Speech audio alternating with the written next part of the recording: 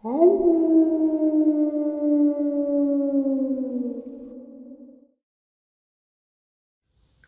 greetings and salutations, everyone. I have a bonus to share with you. 6 terrifying experiences that are just going to blow your mind. Also, in these experiences, we get to hear how local lore may cause a bit of confusion when it comes to certain things, and you'll see what I mean when we get into it.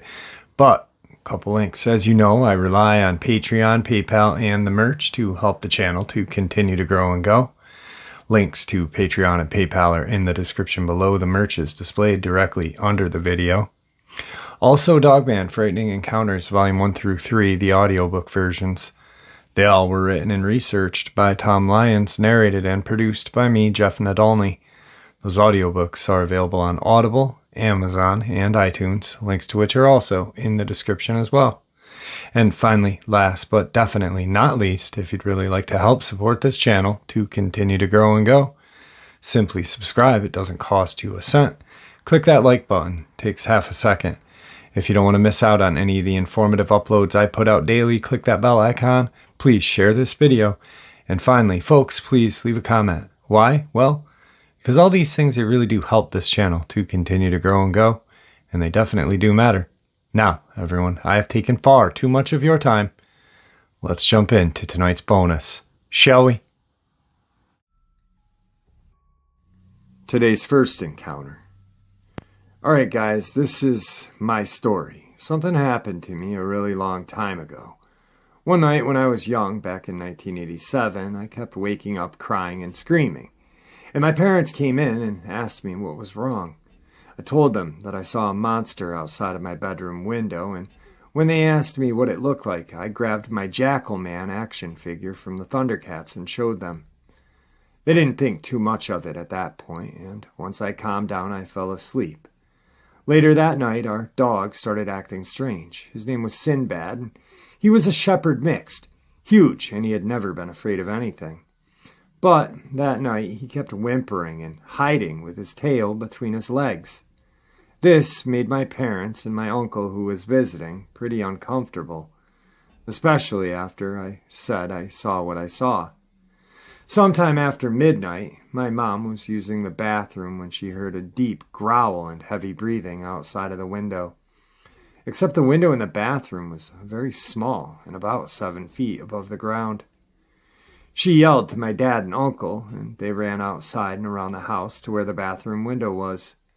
To this day, they both swear that this is true, and neither of them are really believers in the paranormal. They claim they both saw this massive creature between 7 and 8 feet tall, but since it was dark, they really couldn't see any details. When it saw them, it took off running, and they chased it. But when it hit the empty lot behind our house, they said it dropped on all fours and ran as fast as they ever seen an animal run before. Today's second encounter. Alright, here goes. Back in 1989, I was growing up in Oregon. My friend and I were out one evening deer hunting. We were in the middle of a hay field. The hay was probably 4 feet high or so we could sit and observe an apple tree at the far end of the field without being seen. We had at least 200 yards of open field between us and the fence, so there was nothing sneaking upon us. We had been sitting there for a while, and the sun had just about gone down. Well, we started hearing these strange noises. The strangest was it sounded as if someone was blowing through a flute, yet only playing one note. It became louder and louder until it sounded as if someone was right next to you. But there was no one in the field beside me and my friend. The next thing that happened was the temperature dropped instantly. We looked at each other, and we kind of snickered like what the fuck was going on. The next few minutes gets a little crazy, and I'm watching the deer at the far end of the field. I can just make them out with the bit of daylight that's left. My buddy says, "Hey, look at this." Off to our left on the western edge of the field, we see something moving through the grass. Its back was just above the grass. We thought at first it was a large dog, maybe even a black bear. That's until it stood up and started sniffing the air. We couldn't really tell what it was, but we definitely saw a silhouette. Anyway, it sniffs and turns towards us, then drops back down onto all fours and begins heading our way. At this point, it was about 150 yards away. We were starting to get pretty freaked out when all of a sudden it stands up again on its hind legs, about 75 yards from us. I'll never forget what I thought at that moment. It looked like what you'd expect a werewolf to look like. That's what I thought when I saw it stand up. Well, anyway, it breaks into a run at us on its hind legs, and I think, fuck this, I'm out of here. My buddy is right behind me. We run for all we're worth and hurdle the fence at the bottom of the field. We run another 50 yards or so to the truck and look back. Whatever the thing was, it was sitting on top of a huge stump that the fence was connected to. It never followed us over the fence. We jumped in the truck and hauled ass back to his house. His parents could tell something was wrong because we were as white as sheets. So we told them the story and they just laughed it off. Some people that didn't believe us, we would take out there. Every time the same sound could be heard, like the flute I described. Today's third encounter. A buddy and I were driving home late from Point Muga, taking the back roads to a town of Camarillo. There's a fork in the road with a mountain in the middle. Just before the mountain and the fork, there's an old bridge. As we were going over the bridge, my buddy points up. We were in an open-top Jeep. About 50 feet up the side of the mountain is this shirtless guy climbing up. We can clearly see him in my brights, long hair and all. I have to slow down for the left fork turn, which is directly under the mountainside. As I turn, the climber jumps off the side of the mountain, screaming like a madman. He hits the back side of my Jeep, but falls out and hits the road. I hit the brakes. I turn around and see him jump up and screaming, red eyes, hairy, and built like he had spent some time at the gym. I hit the gas and took off. The guy's now chasing after us. I think of the part of Jurassic Park where the T-Rex is chasing the Jeep. My buddy is yelling, holy shit, this guy's crazy. I'm doing close to 30 and this guy is keeping up with me. He's right next to me, grabbing at my seat. My buddy is out of his seat, punching the guy, or at least trying to. At about 45 miles an hour, the guy doesn't seem able to keep up anymore. We start to laugh and joke that we should have just stopped and kicked the guy's ass. We guessed he was on PCP or something, and we were probably better off not messing with him. Neither of us wanted to get bitten by some strange dude on PCP. We both clearly saw his red eyes. But that must have been the reflection of my brake lights. At about that time, my buddy pointed to the field next to us. On our left, we see the guy running in the same direction as us. We look down at the speedometer, 55 miles an hour. This is friggin' insane. Then it hits me. We're approaching a 90-degree turn in the road. He's running across the field to reach it before we do. I tell my buddy what I think he's doing. I have to take in this turn at 30 miles an hour in my Nova and lost the back end. I have no idea how fast I can do it in my Jeep. Dude, we have to fight him. Stop the friggin' car and let's do this. Screw that, man. This guy's crazy. The turn is coming up and we don't have any weapons. Screw it. I punch it and hope we get there first. I had the Jeep up to 75 miles an hour. Then I had to brake hard, and I took the turn at 35 miles an hour. The guy was maybe 30 feet behind us. He then just ran off back into the field. We both saw those same red eyes again. We pulled into the parking lot of Ventura Sheriff's Substation in Camarillo.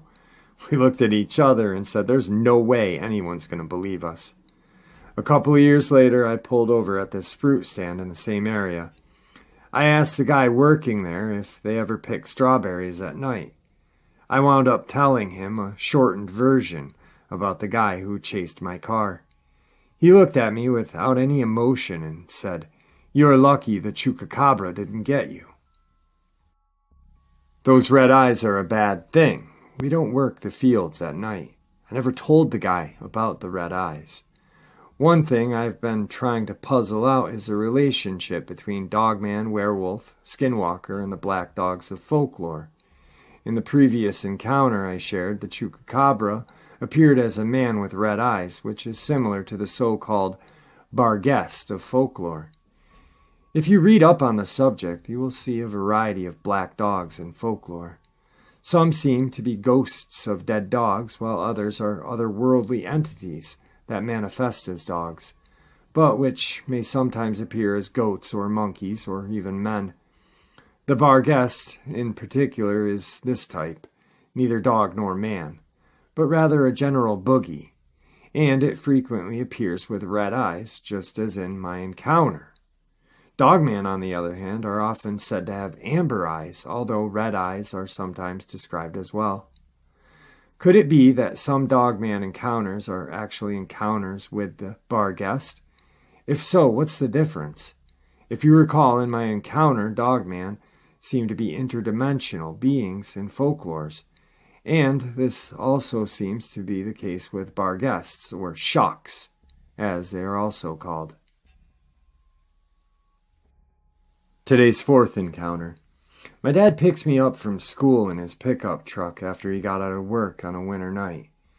We're driving down a long stretch of road that goes through some woods. It's pitch black outside. The truck radio didn't work, so I'm just sitting there staring straight out at the road, getting hypnotized by the trees. Suddenly I start getting this intense sensation like something's watching me through the window to my right. I start to turn my head to see what it is, and my dad yells, "Don't look!" Immediately, I start to hear tapping on the window right next to my face. My heart stops. Only time I'd ever seen fear in my dad's face. He starts to pray loudly in Navajo. I stare straight ahead, my heart is pounding, not daring to look out the window. All of a sudden, the truck dips as weight falls into the bed. Whatever this thing is, it's right behind my head in the back of the truck. I start to hear tapping on the window behind me. My father makes me look at him while he continues to pray. I close my eyes tight and wish for it to be over. After endless minutes, the truck dips again and the tapping stops. My father says, "Tomorrow we will ask your grandfather to say a prayer so the evil will forget our faces." We drive home, and I lie awake all night in bed. My dad and myself never talked about this again. Tonight's fifth encounter. I was 9 or 10. My dad worked in a janitorial supply distribution center, northern Utah, very rural. Moved there a couple of years.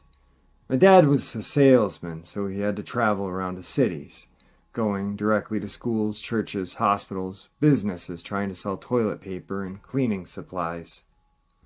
One night he arrived really freaked out. His pickup truck had a dent in the front and a smashed windshield. He was almost crying when he got home. My mom thought he might have hit somebody in the road or something. My dad was very hesitant to tell us what had happened. He talked privately with my mom, but I was able to overhear the conversation. He was driving in the middle of nowhere on one of those rural roads, still some sunlight, but almost sundown. He saw what looked like a person in the distance. The person was walking towards my dad's pickup truck in the middle of the road. The person began waving, trying to get my dad's attention. My dad pulled aside. When the person got closer, he noticed that the person was covering his face. Feeling a bit intimidated, he didn't stop the engine. He just hit the brakes. As the person got closer, he noticed that it wasn't a mask, or if it was very realistic. The person seemed to have a dog face. And as he talked, his dog mouth also moved.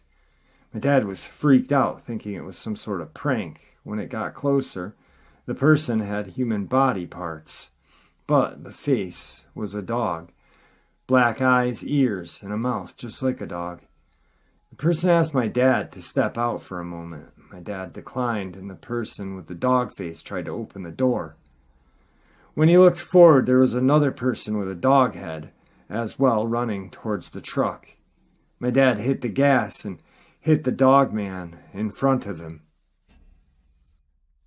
Upon impact, the windshield cracked. As he went faster, the two people were running behind the truck. My dad said he was going at least 60 miles an hour, and they were still in the rearview mirror. Eventually, he lost sight of them.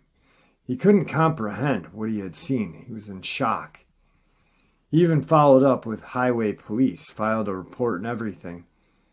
He told everyone his story, even his friends, but he didn't mention the dog face out of fear of ridicule.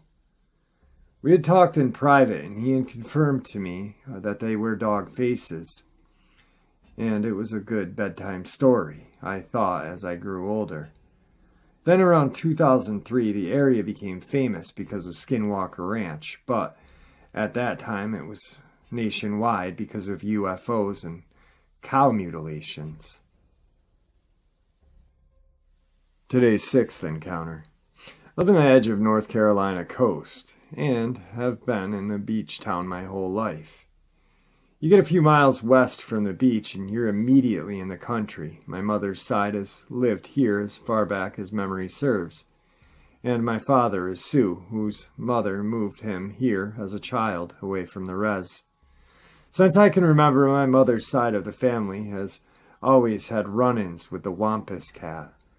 Legends vary depending on where you are, but commonly around here it's said she was a Cherokee woman who snuck into the woods to listen in on a male-only meeting that included the chief and their medicine man. Not sure if it's a correct term for the tribe. She wore the skin of a cougar as a disguise, but she was found out, and the medicine man cursed her forever to wear the cougar skin. She now stalks people, for what reason I don't know, but it follows me and my family. Anyway, we gotten so used to the Wampus cat, we just expect her when we move to a new house, or the seasons are changing, or we find ourselves in a moment of emotional weakness. When my mother had a rough day being bullied in middle school back in the 80s, she was crying and riding her bike home down a country dirt road. The sun was setting, but it's not dark out yet. Behind her, she hears this shriek. I've heard it before, and it sounds like when an eagle screams, but with gurgling gutturalness of a cougar's roar. So she turns around and sees this huge creature, dark, matted fur, in a stance like a gorilla, stands in when it walks on its knuckles. Back legs crouched a bit, chest and head up, and supported by its arms on its knuckles. She turns around and races on her bike all the way home. She told her mom what she had saw, and she calmly says, "That's the Wampus cat. They've never hurt us. They just like to spook you." And that was that. So I grew up with a native father, superstitious as hell, and practically jumping under the bed to hide when he heard the Wampus cat scream in the backyard some nights, while my mom and grandmother just kind of acknowledged, "Oh, there's the cat again." And I have gone my whole life with this as completely normal. Even when I got married and my husband was out by the woods with me, we'd hear that scream. See the leaves on the forest floor kick up as it stalked us. Never coming too close, and have to realize that to people who didn't grow up in my town, this was a terrifying experience. To me, it's like when you see an occasional cardinal in a tree. A bit different than the day-to-day, but nothing life-changing. My closest encounter was one night in high school. My friend and I and her boyfriend were sitting on the front porch enjoying the nighttime salt air and the lightning bugs. A huge, gorilla-sized, extremely hairy animal runs up to the front porch and screams like hell has opened up. Now I'm semi-used to the critter, but I don't want it 5 feet from me. We go to her bedroom, and for about an hour hear it stalking back and forth under her window, about 10 feet down. Coastal towns have raised houses on stilts in case hurricanes. Growling, spitting, screaming, rolling around in the foliage, just being pesky and grumpy. Finally, it wanders off, all is quiet, and we fall asleep. Every once in a while, I'll still hear it. It's just life here. This town is extremely haunted. I've grown up a few miles from Fort Fisher battleground and many historic and tragic places. I have too many unnatural encounters with all sorts of things to be put out there, but this is one. My experience with a not-so-talked-about creature that's just part of my life. Hope you all liked it. Don't go outside too late in the coastal North Carolina if you're scared easily. All right, folks, one heck of a bonus upload. Now, when I said local lore may cause confusion, so when the strawberry farmer was shared that experience, which to me, the experience sounded like a Bigfoot experience where the creature jumped down off of the mountain/ledge, landed and chased the two guys. But then that strawberry farmer said chupacabra, and I'm like, chupacabra? Come on now. But it's lore. Lore is passed down, or someone hears a story and just shares back what they heard. Not everybody knows what to call these creatures, and it's whatever that creature was definitely, most certainly not a chupacabra, whether it be the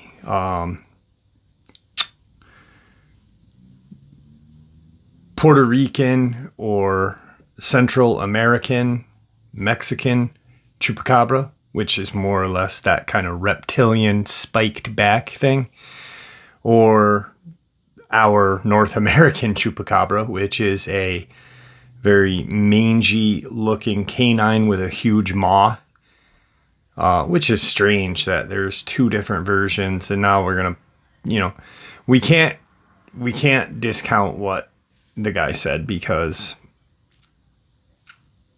I don't think he really knew, is it the migrant farmer hears stuff as he goes on. But definitely, I think what attacked those guys that evening was definitely a Bigfoot. I've never heard of feral humans with red eyes. They didn't mention a muzzle. It could have been a werewolf. Who knows? With that being said, guys, I'd like to thank you all for listening to tonight's bonus upload. I'd like to thank you for supporting this channel. Your support is what makes this channel special and what makes this channel to continue to grow. And it's truly appreciated, and I feel blessed. Guys, please stay safe, happy, healthy, ever vigilant. Keeping an eye on your loved ones, your family, your friends. Share the information that we learn every day. And not from me. I'm learning more info than you guys. I'm learning from you. You're learning from each other. I'm just sharing experiences, and every once in a while, some research that I do. You guys are amazing. So thank you. God bless you all.